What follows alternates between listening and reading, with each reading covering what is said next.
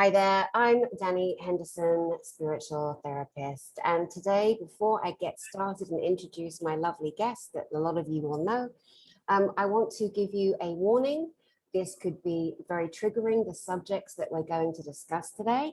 And I want you to be aware of that. We're going to be discussing transgender, hermaphrodite, stroke intersex, as they're now called, gender dysmorphia, gender dysphoria, and other subjects. We do not have the answers, but we as therapists would like to discuss some of the people that we've been working with over the years, some of the interactions and information that we have. And so just letting you know, if this subject is not for you, do not comment or put Jesus in the Bible. Just move along, okay? Because no one's got time for your cruelty and your meanness and your snidey, horrible comments. Move along so that people that actually need love and care and understanding, so that people that may not know anything about these subjects can get some insight to them. All right, so if you're here with a loving heart, I welcome you to stay. And if you're not, pop along. Bye-bye. Now, the lady in the screen is a very long-term qualified past life regressionist, therapist, and friend. And her name is Andrea Falks. Andrea, hello, darling. Hello, Dani. And yeah, I'll add in, and inner child healing, ancestral timeline healing, spirit releasement for 22 years. And yeah, and people can see some of those regressions that I used to do on TV back in the day, on This Morning, and another show called Have I Been Here Before? So I just say that to preempt this. And I have talked about this subject before on a TV show, gosh, it must be 15 years ago, called Britasia. But it is also a subject that for some reason, I don't know why, I have been fascinated with the human condition ever since I got to this planet. I think, I look back and I can remember the day and my mum and me saying to my mum, can we go to the library? I've ordered some books. She was like, oh, what books have you ordered? And I was like, books on people who were men and then became women. And, I think she was like, oh my goodness, because this was, back in the 1980s. But I think I read a book in the school library on people who were born, I think now we call it intersex, born with both genitalia, male and female. And it just absolutely, fascinated me at school. So I was quite forthright and I ordered some books from the library so I could investigate this further. And I think I came across a lady who used to be a Bond girl, and I suppose this is a good way for us to open this, that, a lot of women you've admired in films, and, I have a background of being a model when I was younger and thinner. And the thing is, though, there's a difference between coveting the body of somebody who is a woman and born a woman, and coveting the body of somebody who genetically it's impossible to look like them because they weren't actually born a woman, but they have transgendered into being a woman, and an exceptionally beautiful woman at that.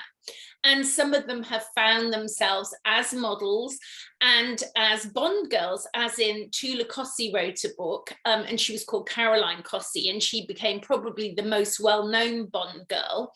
But also when I was younger, I had a friend whose boyfriend's sister was actually a transgender, male to female, and she kept tampons in her bathroom to create the illusion of being, a woman. And yet, she doesn't have periods, but to the men she was dating, she wanted to create this illusion. Now, I'm sure there's, very different mental aspects of why this happens. And from my experience in regressing people, this is what I want to share in what I found in regression. And also to just plant that seed that in normal psychology of what a person who thinks they're in the wrong body, whether that's male to female, female to male, has to go through a psychological analysis before they are considered for either hormone replacement or actual gender change. But it's happening younger and younger and younger now. And I think that's what we're going to discuss. And also giving from my spiritual perspective and perhaps Dani's spiritual perspective, another option to consider and to investigate that in the mainstream, nobody talks about what we're going to talk about today. And it's not to say whether it's right or wrong, it's just to give you another option to consider. Yeah, beautifully put. Give you another option to consider. Now, you mentioned the word intersex, and we obviously want to help people who have never heard that word understand that the word before that used to be hermaphrodite. We're all being purposefully socially engineered into certain areas that the overseers of our planet, my planet, your planet, our planet, are trying to force on us, all of us. No one is not without being touched or tampered with by the non-leadership at the top. So there's the new word is intersex, and it is somebody who was born with a feminine reproductive system potentially, or parts of it, and some kind of a penis. I, the other day, was watching a documentary on a lovely man. He was so gorgeous, African, American, mixed race. No, he wasn't American, he's English, I think, British, African. He was so beautiful in his delivery of what happened to him. So he was born with a vagina hole and a very long clitoris, which was really a penis. He, after many years of, considering himself, decided to pick a side, if you will. Don't be offended. You know, we're not going to be perfect in our delivery, but we're doing the best we can with this very delicate subject that is it's a hot button for a lot of people. Most of those people are judges, not really going through what we're talking about, because those are the people that really need the love and the care and the support. But he basically had massive chunk of skin taken from his forearm here and attached to the clitoris that was extraordinarily long to create more of a penis for him to be able to, have a sexual, have sexual relations. And a lot of people, like this guy said, he goes, why is it that when someone says, I used to be a man, now I'm a woman, or vice versa, why do we always wonder about their vagina or their penis? It's like, it's just unkind. If you really consider it, it's just kind of unkind. That they're doing the best they can. They've gone through so much to get where they're at. Now, I do want to talk about a person that I did invite to be part of this discussion. And it's such a delicate discussion. Nobody wants to then be out there in public and be recognized and then take abuse. But so I admire you, my love. I'm going to call this man John. That's not his name, nowhere near his name. But when John met Sally, John was a woman. And so Sally and John had a long-term relationship and were married. And John, let's say at the time his name was Jane. Jane was this real big, butch, fun-loving, hug you, give you a noogie. She was a really masculine lesbian woman. She was a party in a box. She was all that and a bag of chips. And her wife, Sally, loved her so much. But Sally was like, hey, you're so masculine, Jane. Why don't you become John? And also it wasn't just Sally's suggestion, anyway, so she became a man now called John. And the reason I met them like 6-7 years ago. They hired me to be their clinical therapist because they were going through some marriage issues and some of this gender upset was occurring. There was a lot of some resent, that needed to be kind of ironed out and responsibility apportioned.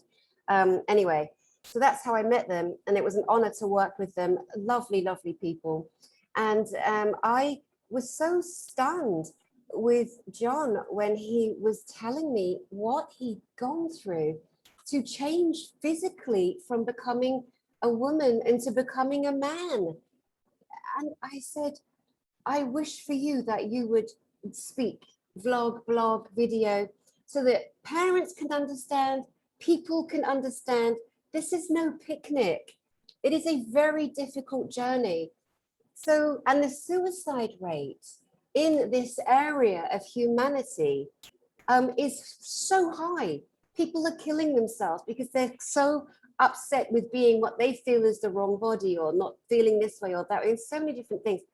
And so John explained to me that every day he had to and has to inject his body with hormones, suppressing the female hormones and injecting masculine male hormones to allow the hair to grow and the testosterone to pump, etc.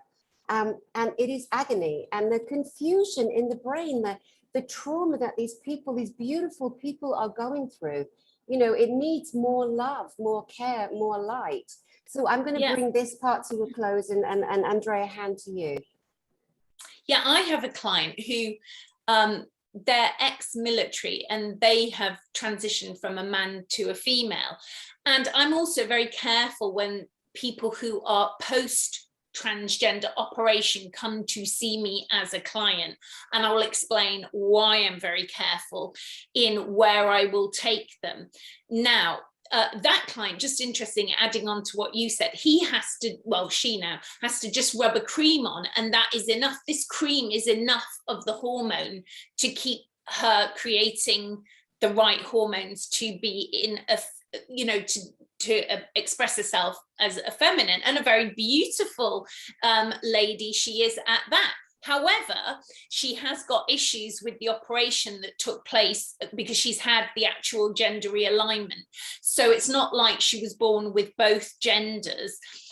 Because I actually believe, just covering that subject as well, I believe that if you are born with both genders, it is not for your parent or a doctor to decide what gender you should be as a little baby. And as far as I'm aware, and anybody can correct us if we're wrong, but there is, I wrote this down, there is, I think it is, hold on, let me a second, I've got it written on here.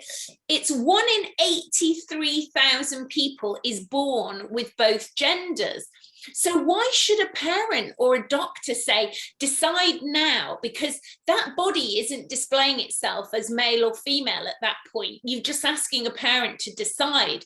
And then this parent has to decide. What if you don't ever have to decide, unless when you become the adult, you yourself decide, I don't want to have both of these genders? Then that's a choice you as an adult make about your own body. So maybe we should just accept that 1 in 83,000 people are born intersex, hermaphrodite, and we should have 3 genders on the planet, not just 2.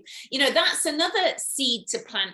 What if some of the people who are actually transgender, their parents didn't tell them the truth, and they did an operation when they were born and haven't told them that they were born with both genders? What if that has also happened and that was kept a secret from them? So that can happen as well, because I've had people talk about that with me. So as a therapist, we hear everything, and we're here to try and help people emotionally understand what's happened to them.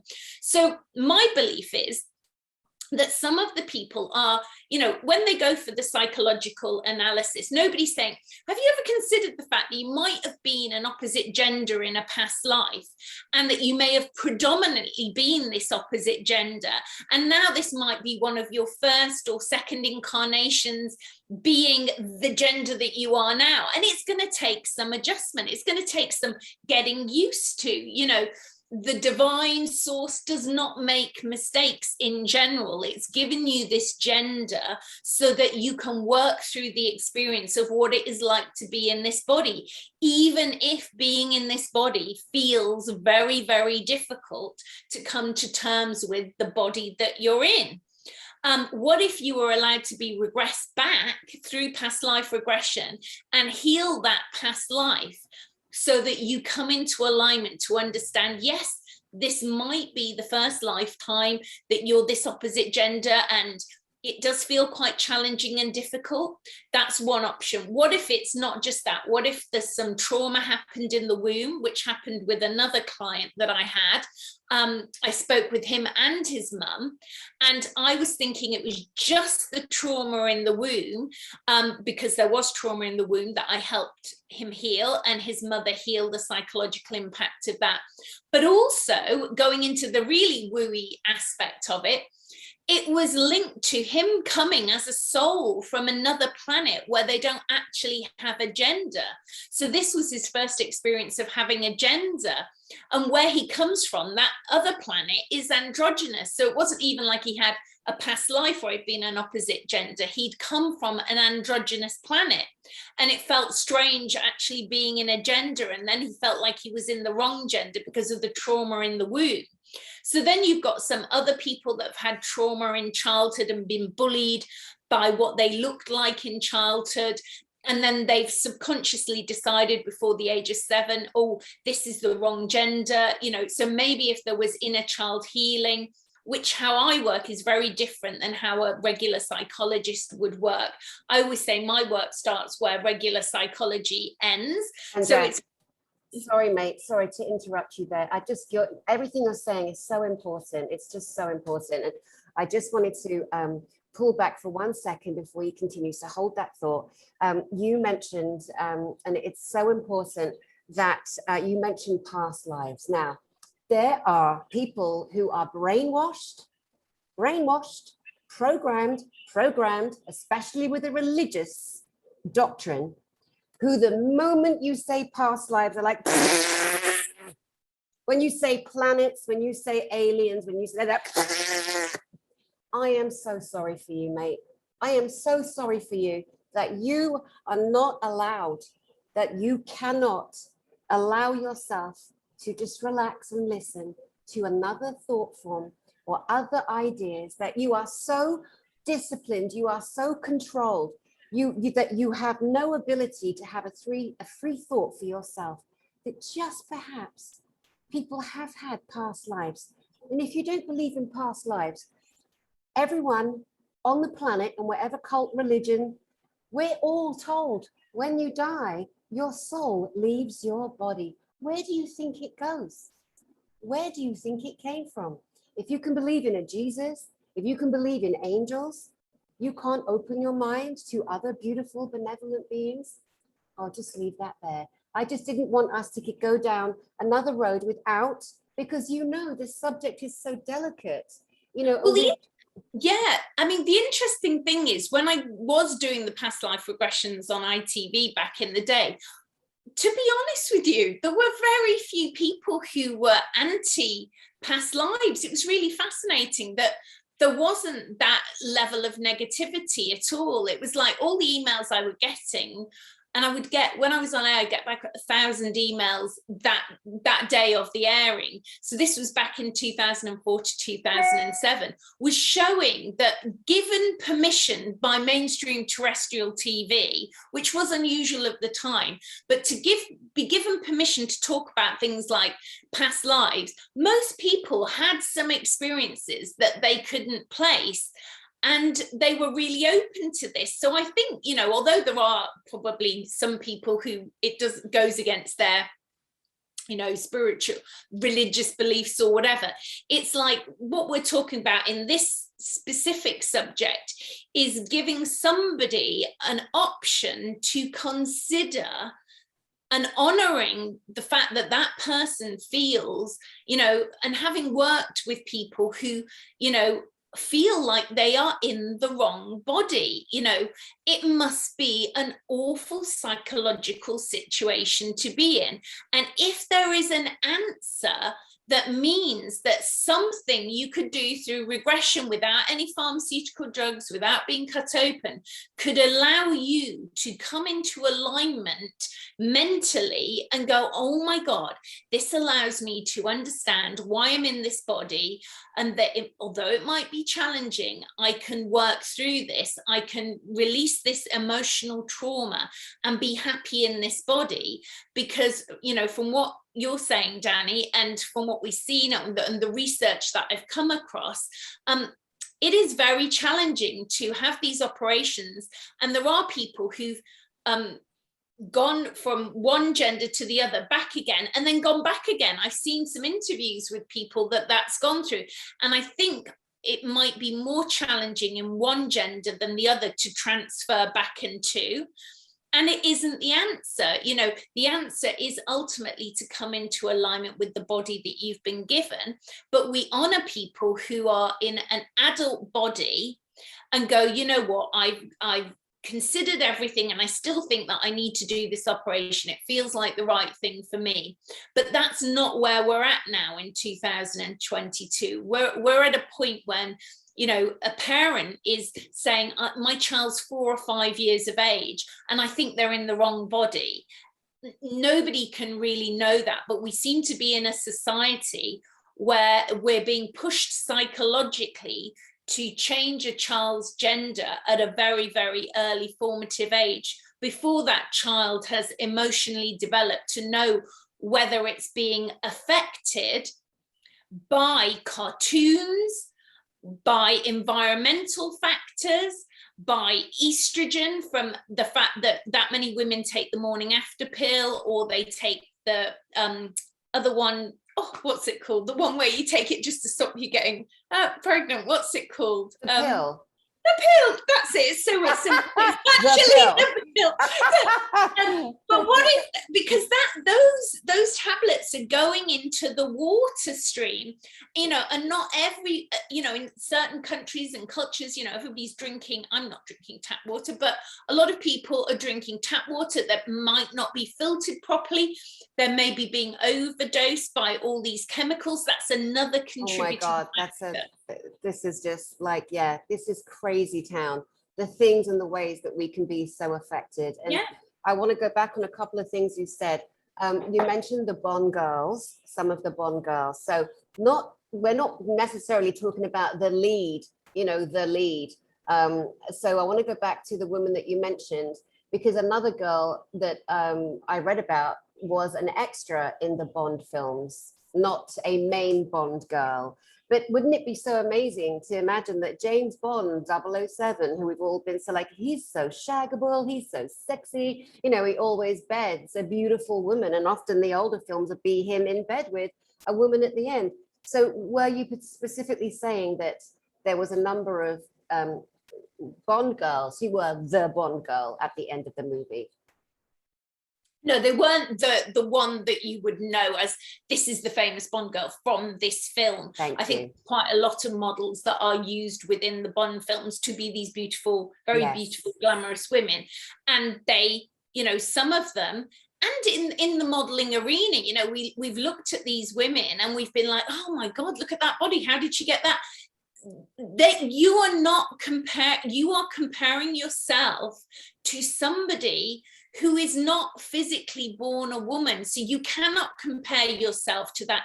It's impossible to have those dynamics of your body structure and be born a woman. It doesn't happen from being a woman. It happens from being a man who is been transgendered into a woman. Yeah. So you are idealizing unrealistic proportions. Yeah. And so we've had our minds kind of mess with whether it's male to female, female to male. Yeah.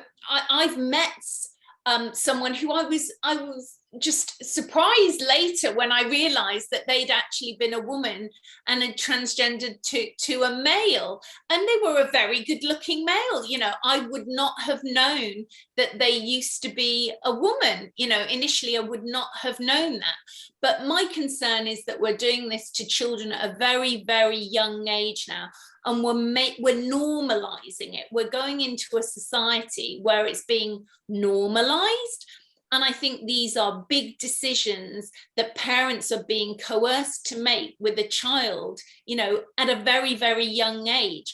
And we all know that, children can be tomboys and work through this. And what if this whole tomboy thing is actually a past life legacy that you're just working through and coming into alignment with being in this body, or that you are just a bloody tomboy. You're just that, for God's sake, these people are ridiculous. The helicopter parents, oh, I need to give my child you know, I'm sorry, I'm sick of it, I'm tired of it, it needs to be spoken about. There are parents whose parents were dreadful to them, messed them up, beat them, beat the shit out of them, hit them too much. And so then when they have their kids, they're like, I will never do that. Good for you. Great. Thank you. Please do not beat your kids up, because you know how much it screws you up. But your child doesn't necessarily have the full understanding that they are going to maybe live to regret. So remember, all of us, our friends at certain ages, 13, 14, 15, they're the most important people to us. There's a group of girls that I've been working with. Two of them, one of them's changed her name, won't allow the mother to call her by her name. She's only allowed to call by a certain name. Let's say Johnny. It's not Johnny. And you have to say them, they, you know, because the child is all offended and can't cope with being put into a box. It has got to an extent that there is an anxiety, a social anxiety that we are feeling around not saying the wrong thing. It is getting to a point of ludicrous proportions, chronic hysteria, chronic anxiety, and not fair on anyone. It's just not fair on anyone. Who's doing that? Who is instilling these gender appropriate, gender assigned labels? You know, we've got to pull back and look at the whole world as many separations, divisions, despair. You know, I'm so concerned for one of these girls that really believes she's a boy, and she's very influential in her group. Now there's another one that thinks she too might be a boy. How is that possible? That all these children so close together are suddenly now thinking maybe I'm a boy. It is being done. They are being targeted. And you cannot tell a kid when they've got their mates, their friends, they don't give a shit about what mum or dad says or teachers, or they're just the adults. They're boring, they're old fashioned, they don't know what they're saying. So we have to be so careful with all of this. And you mentioned, you know, parents making a decision to choose a sex for their kid that might be born with, you know, both sets of genitalia. And, you know, you're right. But the sad thing is the parents will be like, I could imagine, you know, I could only imagine, of course, like most of you could only imagine, because we haven't had to go through this horror, that, well, that child's got to grow up. That child's got to have friends and go to school, etc. You know, the parents may be thinking, well, I want to protect my child. I want to protect my little one. I want them to have a normal life. You know, it's a very difficult subject, every which way you look at it. My concern is the social engineering from the idiots that run our planet. Yes, that's a major, major issue. The dirty, filthy sexual books that they've been putting into your schools, guys, during this whole curtain shutting up thing. You can't even believe the books, the filthy, dirty, sexualizing books that they're trying to sexualize your babies. That is another subject. Let's try and stick with the one we're on. Yeah, and also I think, you know, we've seen a lot of people, I think there was a swimming event where, I think it was the Olympics, wasn't it? How can you be then allowed to compete in a sport with either men alongside men or alongside women, when of course you're going to win because you've got more strength and energy. That's why they have female races and male races, because you're not equal in your energy, right, you know, and strength to compete against each other. So it isn't a fair, it's not a level playing field.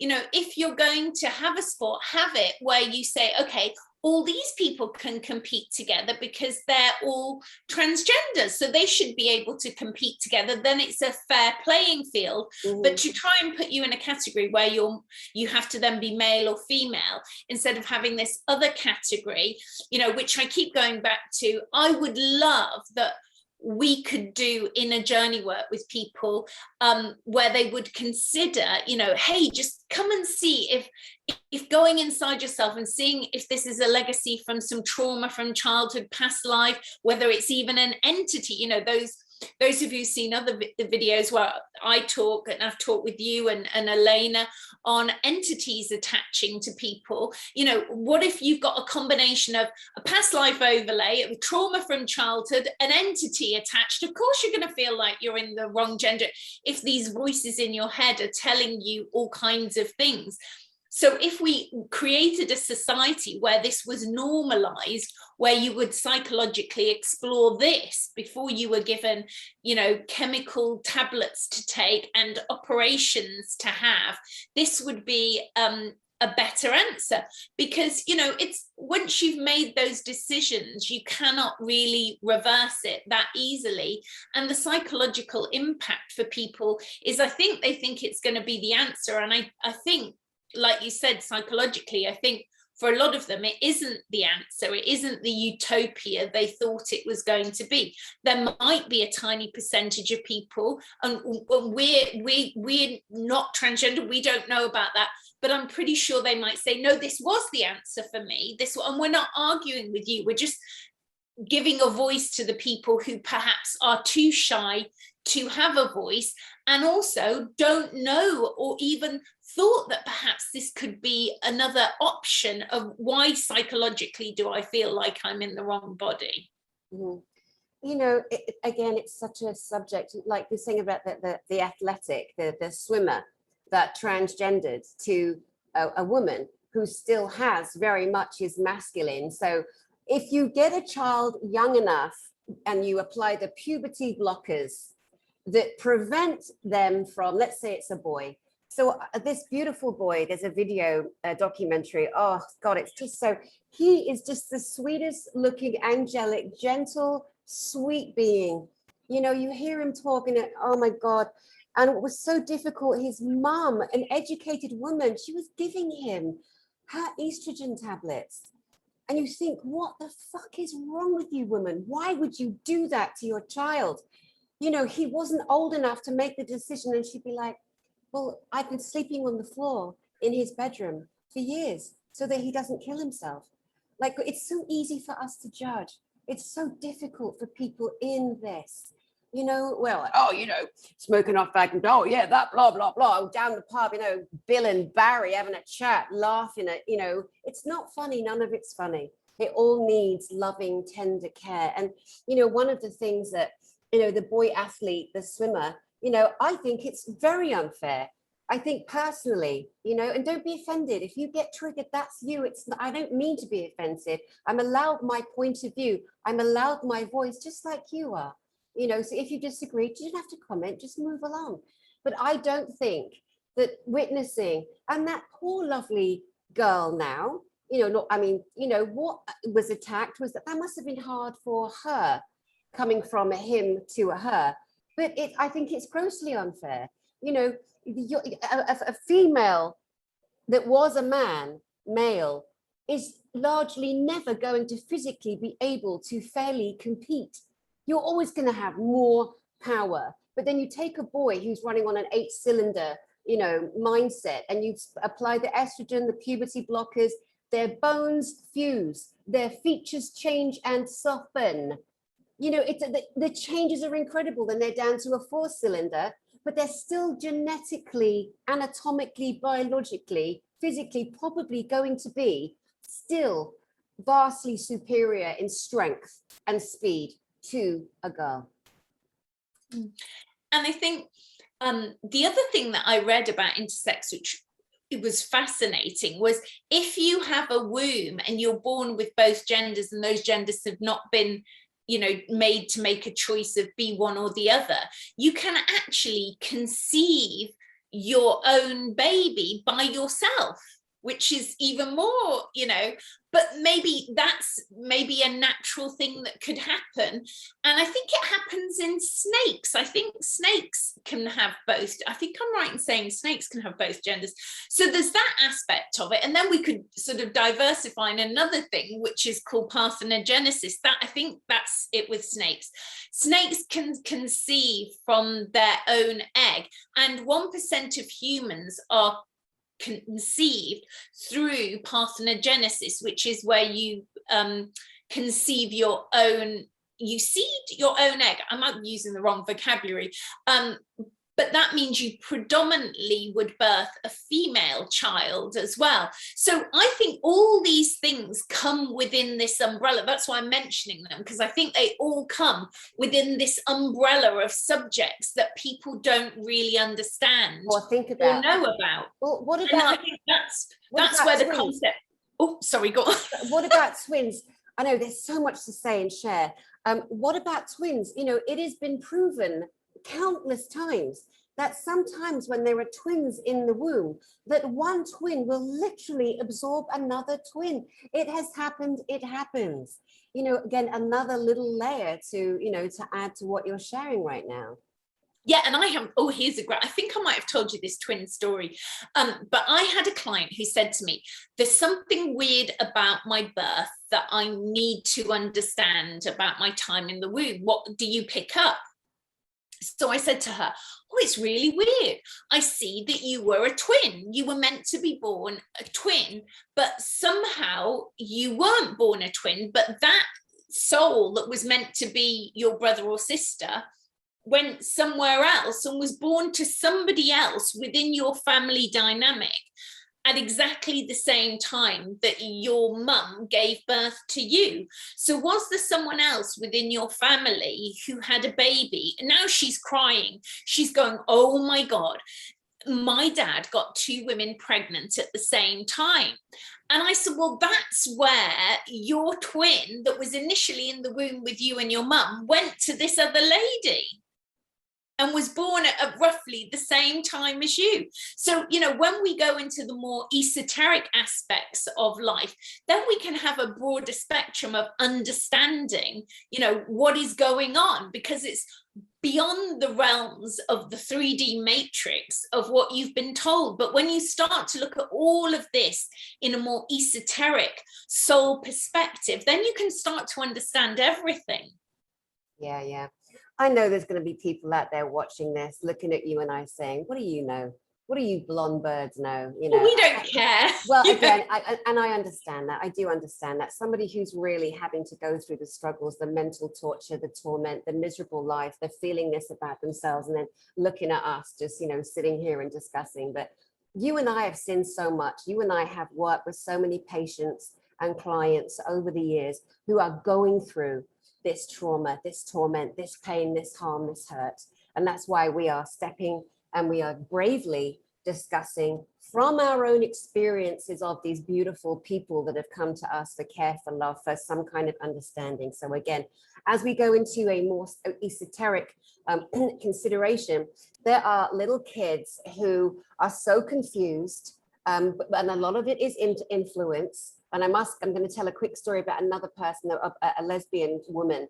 And oh, I don't even know if the word lesbian's used. And, you know, because some do, some don't, gay. It's like, we've got to stop worrying about treading. Don't say lesbian. That's really whatever stop. It's just crazy. It's just so crazy that no conversations will happen.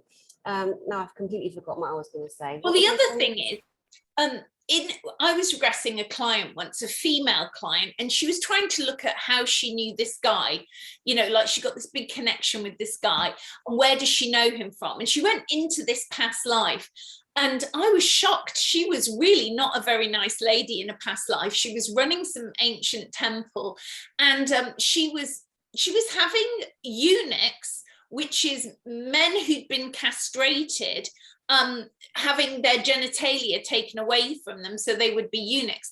And she was having the eunuchs do this to the new men that were born into this sort of priestess environment. And so, you know, because we've had history distorted, in general, you don't read so much about this in the history books, but this happened, and this is what happened. And this is what happened when, you know, we haven't just had an abuse of the patriarchy, we've had an abuse of the matriarchy. The matriarchy abused its time on the planet as well. So there's this woman, you know, wielding her power, telling, you know, these other, you know, men to castrate these other men. In the end, it turned out that the guy she knew in this lifetime was actually the only man who was her lover in that lifetime.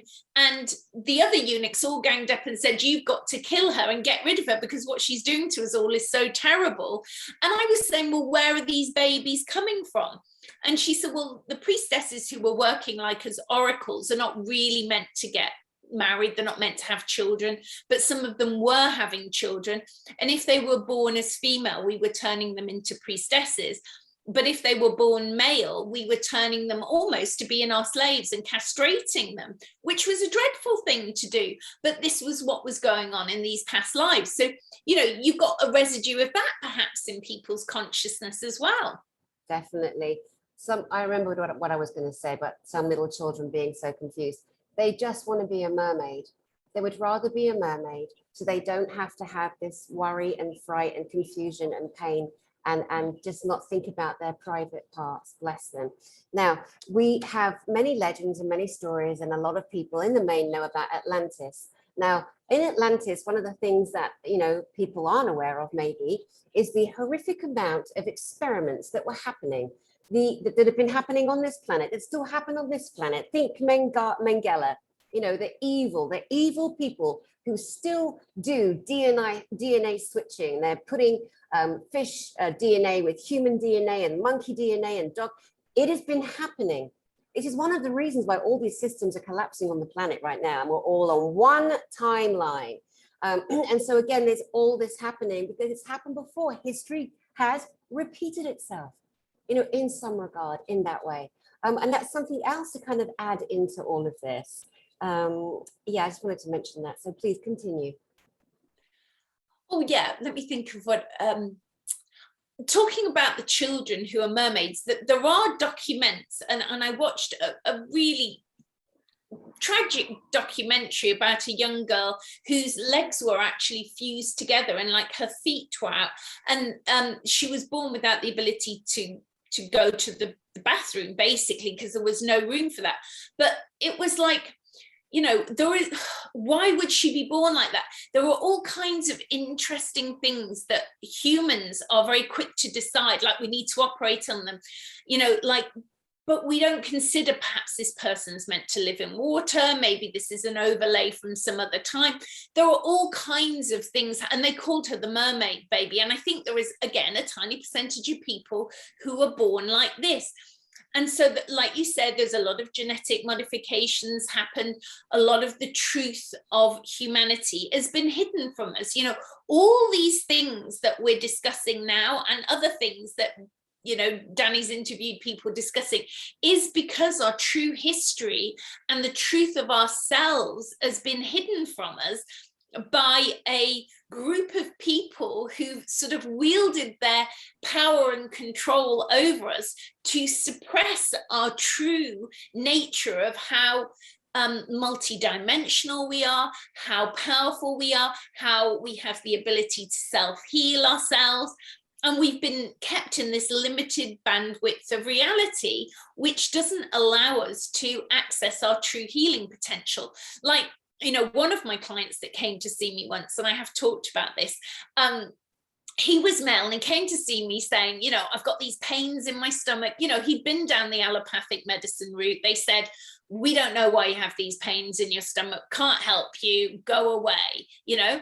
And in a way, that was lucky that they said to him, go away, because they could have started to operate, you know, which does happen for some people. It isn't the solution. So he came to see me. I started to regress him back to the origin of the pains in his stomach. He went back to being in the 1920s, being a female prostitute. He got pregnant. He had a miscarriage. He never healed the emotional trauma of the miscarriage, and there was a physical trauma in his body from the miscarriage. And so when he got to the same age in this lifetime, which was being 30 years of age, that triggered the cell memory of the past life to reenact itself in his physical body, and that's when the pain started. So when I regressed him and psychologically said, you're not a female in this lifetime, you're not, you know, giving birth and losing a baby and having a miscarriage, that's not happening, you're male in this lifetime, you know, literally within a 2-hour session, he walks out of there with no pain in his body anymore. The end, that's it. You know, so I know the power of the work that we do by going emotionally inside ourselves and helping people heal this. You know, I've seen a lady show up with her neck like that and leave my session with her neck like this because she had a load of entities attached who'd been hung in past lives. You know, so when you are allowing yourself to consider really deep subjects, and is there a solution, something I've not considered yet, that is going to save me from a lot of long-term mental health issues or physical issues or actual, you know, cutting and changing my body in a way that I might change my mind about years down the line. Perhaps we should explore these harmless explorations of the subconscious mind, because the subconscious mind is running 97% of your reality. Yeah, it's again a very long subject with so many roads to it, so many avenues to it, and so many ways that we could go. And in trying to, you know, be delicate but raise things in people's minds for them to consider that people aren't talking about out there. And you know, we're inviting you to, you know, to discern for yourself, to think about these things. And you know, the biggest thing I find is the way that we've all been programmed and brainwashed and taught to not go inside, to not trust this, to not look at ourselves and say, do you know what, I'm just going to love me. I'm going to look at who I am in this moment, and I'm going to say, you done good, girl, or you done good, guy, or you done good, whatever you're calling yourself at this moment in time. And looking in the mirror, going right up to the mirror, looking into your pupils. When you look around the pupils, I call them the flowers. There are these beautiful colors around your pupils. Get close and look into your eye pupil and the flowers and say hello to you. Say hi there, hi. And then one woman, she wrote, because I share this technique a lot, because it's a quick way of you out there getting connected back into you, your soul, your heart, your harmony. This woman wrote, Dani, I tried to get to the mirror, but I can't stop laughing. Yes, good. Whatever comes up. Some people cry. Some people get angry. Some people are hateful. Some people just fall apart. Whatever it is, it's a beautiful way for you to access back into yourself. When we're all being tried to, our souls are being owned, where our spirits are being owned, we're pushed away from our magical, beautiful, hierarchical, incredible, royal selves. We, humanity, we are royalty. We are beautiful. 22 strands of DNA. We are very, very, very beautiful. Okay, darling, do you think that there's more that we should add here? Or do you think that that is kind of a... I think for now, you know, we're just planting that seed for people. You know, maybe people have bigger questions, you know, maybe it is a great platform, you know, maybe we've made some people angry, and maybe rightly so that they might be angry. You know, maybe there's people who we're going to help by opening this conversation up, but you know, that's our divine intention, that we open up the conversation to people who perhaps have way more knowledge and experience from having been in a body where they feel they're in the wrong gender. We haven't, neither Dani and I have had that experience. We can only speak from a therapist point of view of regressing people and helping people resolve their emotional states of mind to make them happy in the body that they've been given, or to make them feel absolutely clear in the choice they've made. But one thing I'm very clear about is that I don't explore certain areas if you're post-transgender and you've taken hormone replacement tablets and therapy. I do not go into certain areas. You may come to see me because you want to clear some psychological issues up. You might want to explore a past life, but I'm not going to go anywhere where it goes near gender, because once you've made a decision and you've made that big medical decision, I don't want anything psychologically to change that decision you've made. The people I'm talking about are people who have not taken any pharmaceutical drugs to change their gender. They haven't had an operation. And if in their mind they were like, you know what, if there is some way that I could resolve my mind, because it is an issue of the mind, to be happy in this body that Source has given me, let me explore that. That's my little statement of what I would like to say. So I think now that's the best I can say. Definitely. And guys out there watching this, thank you so much for your time. Thank you for just, spending time with us to hear, what a lot of us are discussing or not discussing out there. I did invite a beautiful transgender man today, who used to be a woman, as I mentioned, and he was not able to be here for whatever reason.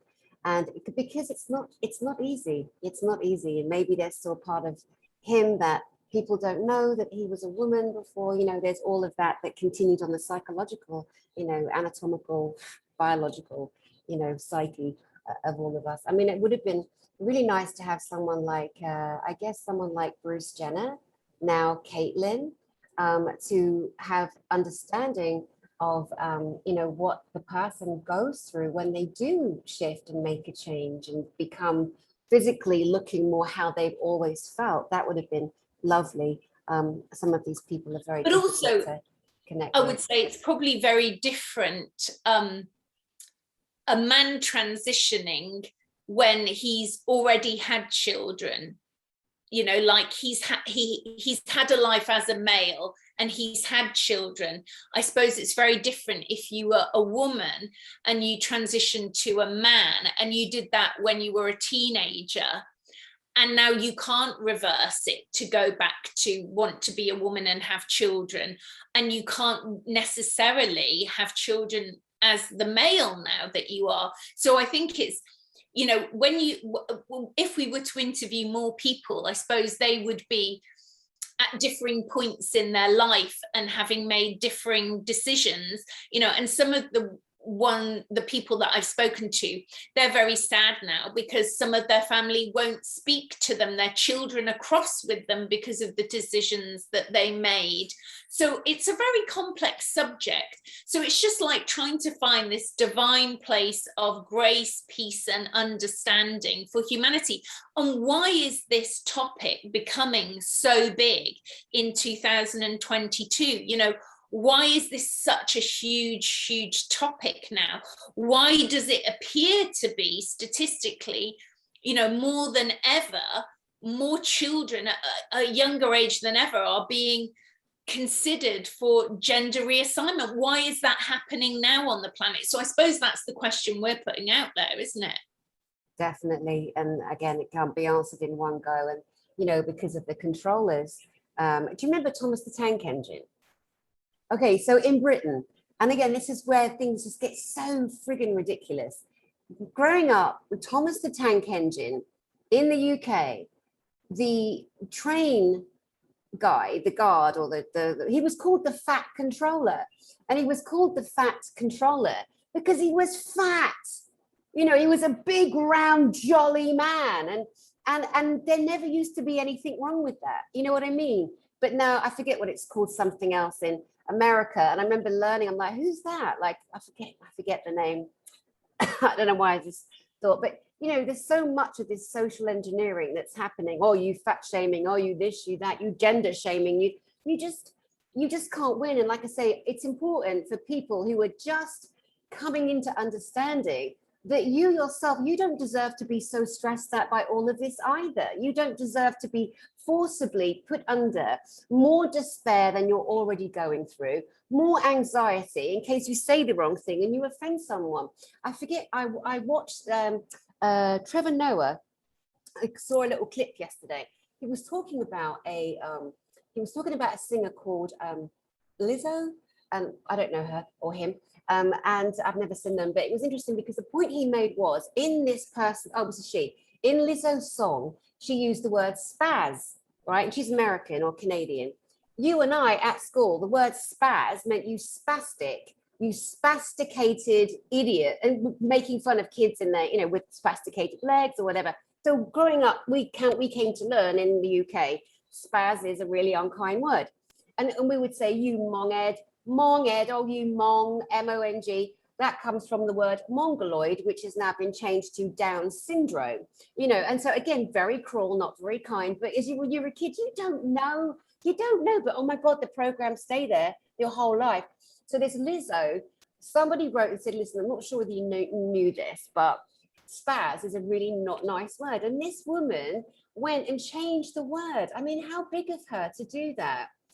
And then all these bloody moaning minis, they get on board. Oh, how could you? Even though you changed the name. It's like, shut up and get a life. Like, seriously, you miserable prat. You know, all this attacking, they're in your mum's basement, like, oh yeah, oh no, stop it, get in front of that mirror, say hi to yourself, get back into loving you, and stop projecting your anger, your rage, your misery onto others, because the whole world right now is in some kind, I just want to say, the whole world right now, in my opinion, is in some kind of recovery, Andrea, some kind of recovery. It's like a therapy center of planet Earth. And, you know, when you're going through the process of awakening, you know, initially I think people are numb, then they're angry, then they're rageful outside of themselves, you know, finding fault with other people, and then eventually, you know, which is this spiritual process, you start to go inside yourself and you have to be okay with these uncomfortable feelings. Like even a friend of mine this week, you know, she's new to therapy, she's never done any therapy, even though I'm a therapist, she hasn't done any therapy. But I told her to read certain books and she read those books. One of them being, which I highly recommend, is one called Toxic Parents by Susan Forward. And she said, oh, I read that book, it was amazing. She came off her antidepressants and then by her own volition, she chose that herself. And then emotion was too much because, you know, she'd spent X amount of years repressing her emotional self. And now all these emotions were coming to the surface. And she didn't have the capacity to know how to process those. And she started to feel depressed again. So she went back on her antidepressants. So unless, you know, reading a book is only kind of setting the intention for your journey, it's a long journey doing emotional inner journey work.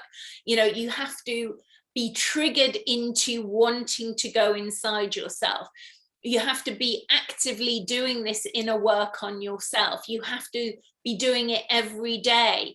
You know, if you take yourself off medication without having a substitute to go inside, whether that's meditation or seeking therapy with a therapist, it's going to be challenging because all these emotions that have been repressed are going to come to the surface. And it's not easy. You know, I think people don't realize how this self-development spiritual path is, you know, people spend, myself included, you know, spent a lot of time laying on the floor, sobbing and wailing. And it's a lot easier when you live on your own to have the time and let's call it the luxury of going inside yourself and processing your emotional self. It's a lot harder when emotions coming up and you've got to go and make tea for children. You can't go, oh, mummy needs to just lay on the floor and process the stuff for 4 hours. You know, it's not always, you know, convenient to do that. So you have to make allowances mentally and emotionally and psychologically for this process of what it is. And there isn't a walk in the park. And there may be points in your life where it's easier for you to process things. And it might be times when it's more challenging, and having the discernment of self to know that, whether these are things around gender, because you see a lot of people saying, well, I think Bruce Jenner is probably a good example, isn't he? It's like, I knew when I was younger, but, you know, don't upset the masses now. Sorry. It wasn't convenient before. I was busy being this amazing sports person, and then I got remarried, and then I was busy being this parent, and there wasn't the time. And it's, you know, it's always, what do you choose? You know, what do you choose at this point in your life to be your priority? You know, whatever you choose, that then becomes your priority. And you have to have empathy and compassion and understanding for yourself. If the choices that you've made in your life mean you don't have as much time as you would like to deal with certain other aspects emotionally in your life, because you've got too many, you know, balls you're juggling, and you need to prioritize what is your main focus. But I think focusing on your psychological well-being is always the winner. Yeah, that's a beautiful way to end today, my friend, Andrea Thank you, Falks. Dani. Thank you so much for being there. Thank you for sharing this journey with me. And you and I have plans to continue bringing, you know, delicate subjects, but tools and help for the beautiful beloveds out there, along with our beautiful friend, Ginny Jablonski also. Anything final you would like to say to the people that will watch this? No, I've got lots of free videos on my YouTube channel, Andrea Falks Past Life Regression. I've got free meditations on my website, andreafalks.com. Yeah, and I post merrily away on Facebook predominantly. Yes, you do. Yes, you do. I love it. I love it. Thank you so much, Andrea. Thanks, Dani. Oh, my pleasure, darling. And to you guys out there, be kind to you, be loving to you, you know, and, you know, a lot of us have suffered a lot of abuse, verbal abuse, emotional and physical. And at this time we're in now, where there is a mass global recovery of different things, just be kind to you, you know, just take care of you, self-soothe you. And I send you my love, and I will see you soon. Much love.